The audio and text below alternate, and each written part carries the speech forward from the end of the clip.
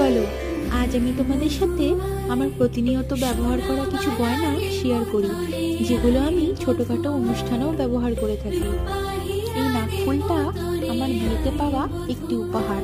এটিকে মুসুর ডাল নাকফুল বলা হয়।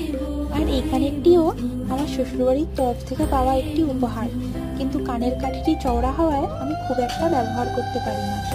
এই কানের দুলটি দেখছেন, পুরো ডিজাইনটা কি সুন্দর না? মা দিয়েছিল। আর এই গলার লকেটটাও ভীষণ সুন্দর এবং খুব পুরনো, এটি আমার মায়ের। আর এই যে হারটি দেখছেন, এই হারটি আমাকে গায়ে হলুদের দিন দিয়ে আশীর্বাদ করা হয়েছিল।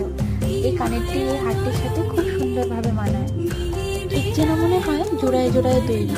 আর এই যে পলা ডিজাইনের আংটি পরতে অনেকেই হয়তো পছন্দ করেন না, কিন্তু আমার তো বেশ লাগে।